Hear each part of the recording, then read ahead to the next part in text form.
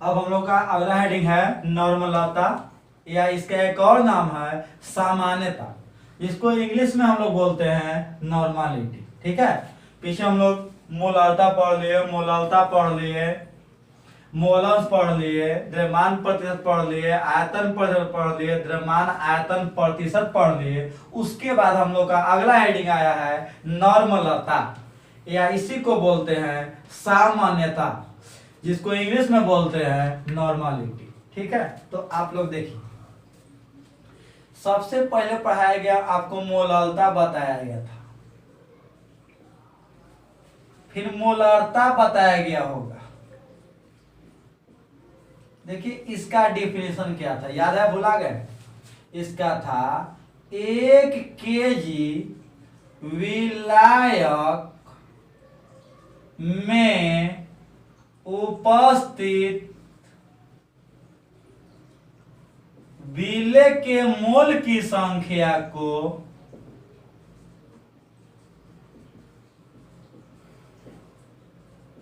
ये था ना, क्या था मोललता का परिभाषा?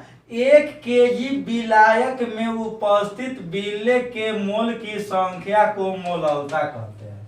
अब मोललता का क्या था, याद है? 1 लीटर विलयन में उपस्थित विलेय के मोल की संख्या को, देखिए मोललता था तो 1 kg विलायक में विलेय के मोल की संख्या को मोललता कहते हैं। अब मोलरता था तो 1 लीटर विलयन में उपस्थित विलेय के मोल की संख्या को क्या मोलरता कहते हैं। ठीक है, अगला हेडिंग हम लोग का है नॉर्मलता। ये क्या कहता है? ये बहुत सिंपल है, इसके जैसा है। देखिए 1 लीटर विलयन में उपस्थित विलेय के, खाली मोल के जगह पर ग्राम समतुल्यांक हो जाएगा। देखिए ग्राम समतुल्यांक की संख्या को नॉर्मलता कहते हैं। जो मोलरता का परिभाषा था वही नॉर्मलता का परिभाषा होगा, बशर्ते एक जगह चेंज हो जाएगा। 1 लीटर विलयन में उपस्थित विलेय के मोल की संख्या को मोलरता कहते हैं। अब विलेय के ग्राम समतुल्यांक की संख्या को नॉर्मलता कहते हैं। ठीक है, देखिए किसी विलयन के प्रति लीटर में घुले हुए विलेय के ग्राम समतुल्यांक की संख्या को नॉर्मलता कहते हैं।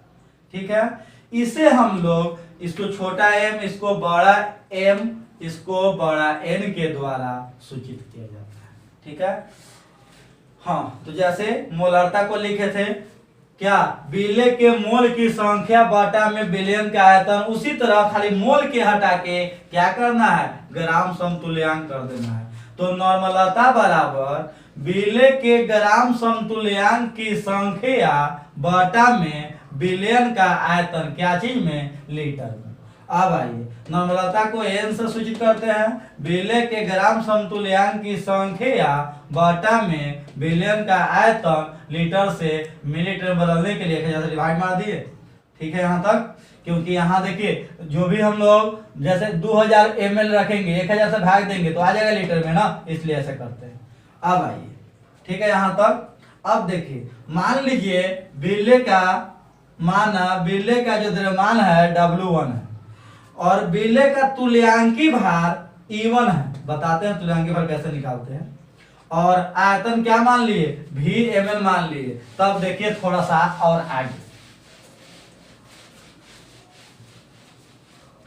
चलिए, n इक्वल टू क्या है, विलेय के ग्राम समतुल्यांक। आप लोग मोल निकालना जानते थे, मोल कैसे निकालते थे, याद है क्या, दिया गया भार बटा में आणविक द्रव्यमान, यही था ना, इसको मोल बोलते हैं। लेकिन मोल के जगह पर क्या हो गया है, ग्राम समतुल्यांक। तो ग्राम समतुल्यांक कुछ नहीं है, बस दिया गया भार बटा में तुल्यांकी भार E1।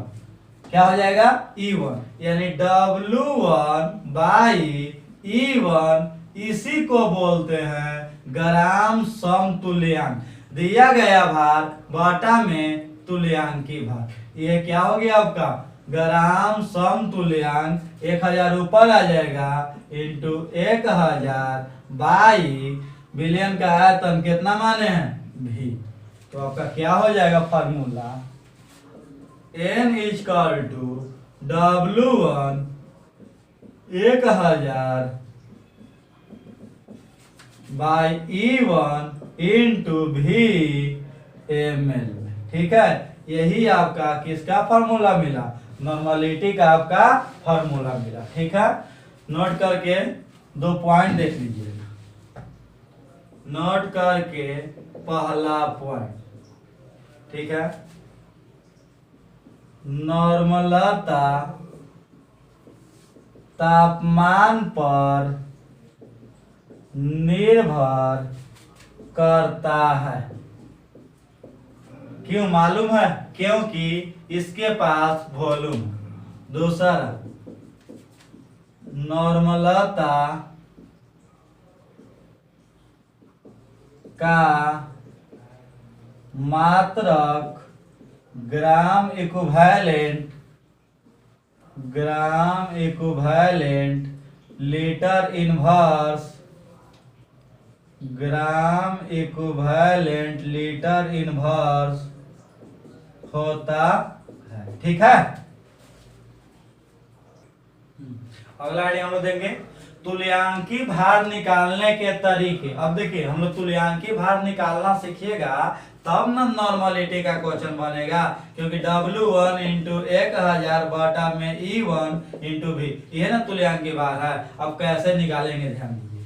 सबसे पहला बताया तुल्यांकी भार निकालने के लिए तत्व के लिए, तो तत्व के तुल्यांकी भार बराबर तत्व का परमाणु द्रव्यमान बटा में संयोजकता। एग्जाम्पल, सपोज करिए आपको एल्युमिनियम का निकालना है तुल्यांकी भार। ठीक है, तो एल्युमिनियम का आप बोलिए परमाणु द्रव्यमान, तो एल्युमिनियम का हो जाएगा 27। संयोजकता बोलिए एल्युमिनियम का कितना 13 होता है ना जी, 13 होता है। तो 2 8 और 3, ये आपका संयोजकता हो गया 3। तो 3 27 कितना हो गया। ठीक है, इसी प्रकार दूसरा एग्जांपल बोलिए Mg मैग्नीशियम का, तो मैग्नीशियम का हो जाएगा कितना 12 24 जी, 24 Mg का 12 होता है जी। तो 2 8 2 जगह कितना 2 2 से कट गया कितना जी 12।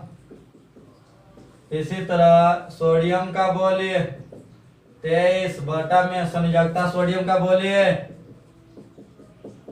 2 8 1 कितना 1, तो कितना हो जाएगा 23।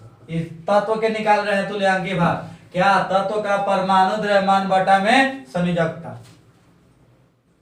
अगला एग्जांपल ऑक्सीजन के 16 संयोजकता बोले ऑक्सीजन के 2 6 बताए थे कि जब 4 से ज्यादा आता है तो संयोजकता के लिए क्या करते हैं 8 में से घटा देते हैं। 8 में 6 गया कितना 2, कितना हो जाएगा 8।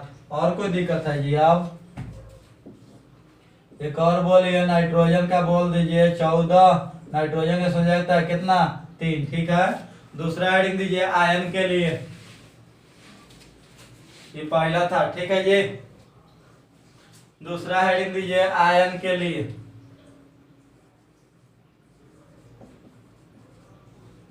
आयन के लिए आयन के तुल्यांकी भार बराबर आयन के तुल्यांकी भार बराबर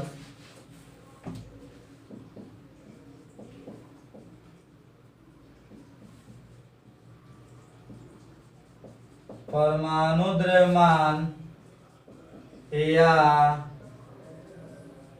आणविक द्रव्यमान बटा में आवेश का आंकिकी मान। ये हो गया आपका आयन के लिए। एग्जाम्पल मिटा दे। एग्जाम्पल मान लीजिए Na+ का निकालना है, तो सोडियम का परमाणु भार कितना 23।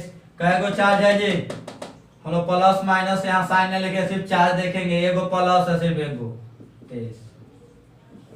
मान लीजिए O2- का निकालना है, ऑक्सीजन का कितना 16, चार्ज कै गो है 2 गो, सिर्फ प्लस माइनस नहीं देखेंगे, खाली यहाँ चार्ज का मान देखेंगे 2 2 अठी कितना 16। ठीक है जी। इसी प्रकार सपोज कर लीजिए निकालना है SO4 का जी, तो सल्फर का कितना 32 प्लस 16 64/2, 64 32 96/2 कितना जी 48। इसी प्रकार सपोज कर निकालना है NH4+ का, 14 और 4 18/1 कितना जी 18। ठीक है ना, सीख गए। तीसरा हेडिंग दीजिएगा अम्ल के लिए। अम्ल का तुल्यांकी भार बराबर अम्ल का आणविक द्रव्यमान बटा में क्षारकता। अब क्षारकता क्या होता है, तो अम्ल में कितने हाइड्रोजन को आसानी बदला जा सकता है उसी को बोलते हैं क्षारकता। ठीक है, एग्जाम्पल देखिए।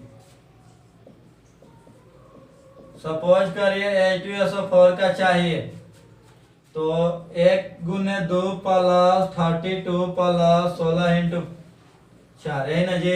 अब देखिए H2SO4 में काय गो हाइड्रोजन है 2 गो, यानी 2 गो हाइड्रोजन को बदला जा सकता है, इसलिए से क्षारकता कितना हुआ 2 2 + 32 + 64/2, 96 2 98/2 49। इसी प्रकार दूसरा एग्जाम्पल HCl 1 + 35.5। देखिए HCl में कै गो हाइड्रोजन है एगो, यानी एक हाइड्रोजन को बदला जा सकता है 36.5।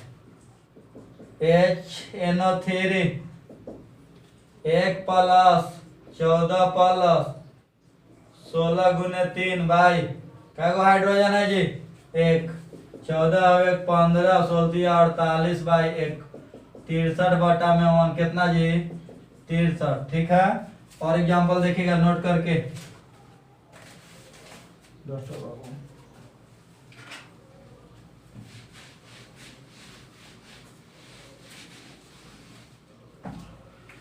हाँ भी है, देखिए कुछ एक्सेप्शन है, ध्यान दीजिएगा, अपवाद है।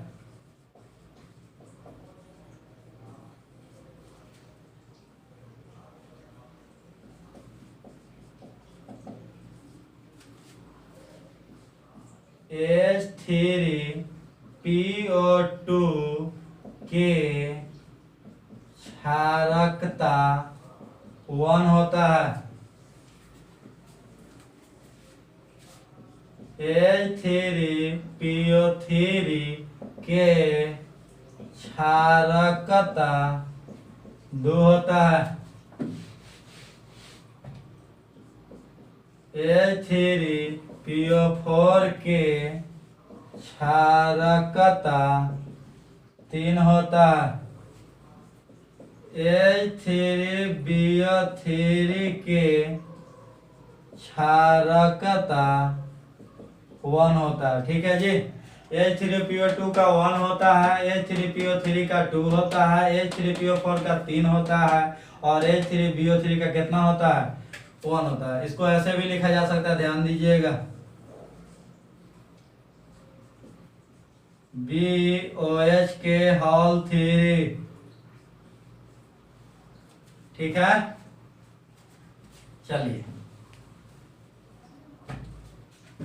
हाँ, तो एग्जांपल देख लीजिए। सपोज करिए आपको निकालना है H3PO3 का निकालना है तुल्यांकी भार।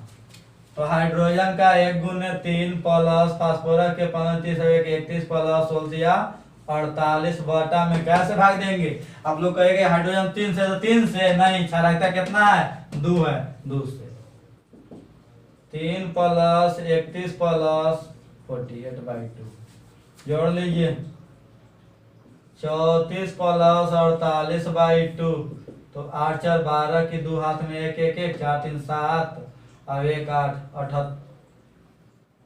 8 4 12 की 2 8 4 12 की 2 हाथ में 1 1 4 3 7 और 1 8 82/2 कितना जी? 41। ठीक है ना, बन जाएगा ना सब? ठीक है। चौथा दिन दिए क्षार के लिए, तो क्षार के तुल्यांकी भार बराबर क्षार का आणविक द्रव्यमान बटा में अम्लता। ठीक है, एग्जाम्पल देखिए, अम्लता उसी को बोलते हैं कितना OH परमाणु को बदला जा सकता है, EMgOH के होल 2, मैग्नीशियम के कितना 24, ऑक्सीजन के 16 17 17 गुने 2 34, 17 दूनी 34/2, बोलिए 4 4 8 3 2 5/2 कितना जी? 29। इसी तरह KOH के 39 प्लस 16 प्लस 1 बटा में OH क्या गो है? 1 गो, 40 और 10 50 और 6 56 बटा में कितना जी? 56। अगला ECaOH के होल 2, 40 प्लस 16 17 34 बटा में 2, 4 3 7 74/2 कितना? 37। ठीक है, हो गया। हाँ, अगला देखिएगा पांचवा यौगिक के लिए, तो यौगिक के तुल्यांकी भार बराबर यौगिक का आणविक द्रव्यमान बटा में धनायन या ऋणायन पर का आवेश का अंक की कीमत। ठीक है, एग्जाम्पल देखिए, Na2CO3, यही ना है। देखिए आप लोग को तोड़ना सिखाए थे, AXBY कैसे टूटेगा मालूम है? x आगे आता था XAY plus YB x minus. ठीक है, इसी प्रकार इसको देखिए, ये Na2 है, Na हो गया x, Na हो गया A, x हो गया 2, B हो गया CO3, Y हो गया 1। तोड़ दीजिए इसको। ठीक है, तोड़िएगा, Na2CO3 तो 2Na प्लस CO3 2 माइनस। ठीक है, तो देखिए यहाँ भी चाहे तो 2 गो प्लस या 2 गो माइनस है। ठीक है, तो रिचार्ज कितना हो गया? 2 हो गया, तो कितना हो जाएगा? 23 गुने 2 प्लस कार्बन की 12, ऑक्सीजन के 16 गुने 3 बटा में 2, 23 दूनी 46 प्लस 12 प्लस 48 बटा में 2। ठीक है, जोड़ लीजिए, 48 12 60 40 100 106 बटा में 2 कितना जी? 3। ठीक है, हाँ, यौगिक के ऐसे भी निकाल सकते हैं, यौगिक के तुल्यांकी भार बराबर धनायन का तुल्यांकी भार बटा में ऋणायन का तुल्यांकी भार। ठीक है, एग्जाम्पल सपोज करिए आपको निकालना है NaCl का, तोड़ दीजिए Na प्लस और ECl माइनस। बताए थे आयन के लिए 23 बटा में 1 प्लस 35.5 बटा में 1, तो 23 प्लस 35.5, 35 और 23 कितना? 58.5। ठीक है, इसी प्रकार एक और एग्जाम्पल देख लीजिए, क्या? CaO तोड़ दीजिए, Ca2 प्लस O2 माइनस 40 बटा में 2 प्लस 16 बटा में 2 कितना? 20 प्लस कितना जी? 8, 20 और 8 28। ठीक है, यही इतना था तुल्यांकी भार निकालने का तरीका।